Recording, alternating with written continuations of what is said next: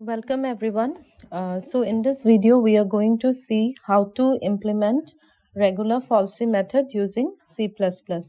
So in the steps we have seen that so the explanation of the algorithm is given in a previous video. The link of that video I'll give in the description. So here we are just going to go up implement the method using C++. So first step is to choose the initial points A and B such that FA and FB have opposite signs, right? So how we are going to do it? So first you see here, first of all we are going to take these two header files iostream and cmat using namespace std. Okay, now leave this part, directly come to main. I will explain the main first. So I am declaring the variables double a, b and c. A and b for what? The initial values. Then c, in order to find out the, if you see the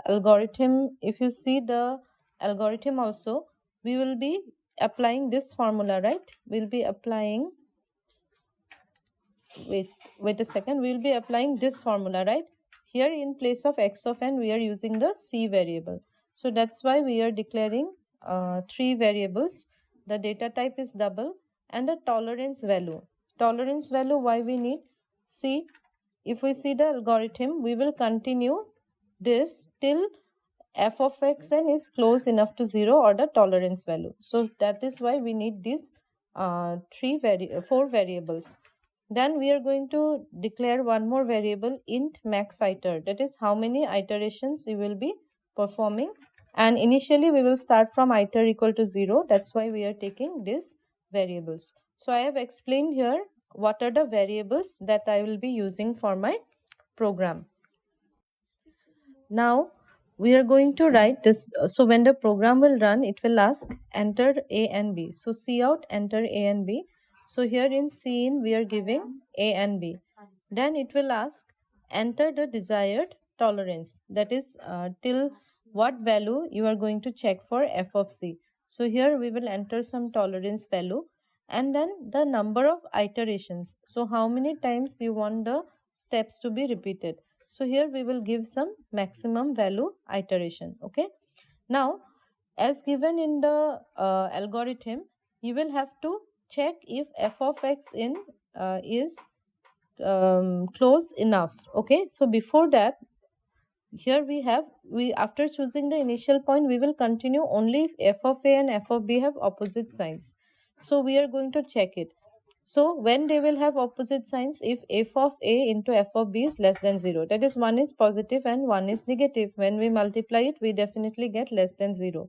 But suppose both are positive or both are negative, then what you will get? You will get a positive 0. So then we are not going to continue. So we will write down invalid intervals f and fb must have opposite sign and we will return. Okay. So if it is false, then only we are going to continue with the remaining part. One more thing I'd like to add here, I have given f of a into f of b, right? So what is f of a? The function, we have defined it here itself before the main. Okay, so this is the function we are using. Double is the return type, that is this function is going to return a value. The name of the function is f and we will be entering a argument double x. Okay, so it is going to, the function is x cube minus x minus 1. So when I wrote f of a, so it means the value of a will be passed here. So it will be returning a cube minus a minus 1. So whatever is the value, it will return. Okay, so whenever I write f of a, f of b or f of c, this function will be called and it will return the value. Okay, so now suppose, as I have told, suppose f of a into f of b is less than 0. Then we are going to perform from here. What we are going to do? We are going to do something. So this part we will write till how many times we will do while the iteration is less than max of iter. So what is max of iter? We will be entering some value here and iter value we are going to start from 0. Okay, so till the maximum iteration is reached, we are going to repeat these steps. That's why we have written it within do and while. So here first of all, from the, if we see the algorithm also, we have got the values of a and b. We have checked that whether f of a and f of b have opposite signs or not. Now it is time to compute this one. We were going to compute in place of x of n, we are going to use c, which we will be applying to this formula. So we are going to calculate this c equal to a into f of b minus b into f of a whole divided by f of b minus f of a. So we got the value of c. Now if we see the method, so we will have to check if f of x or f of c, here we will take it as c, is close to the tolerance value or not. If it is close enough to the tolerance value, we will stop. Otherwise we are going to update the interval.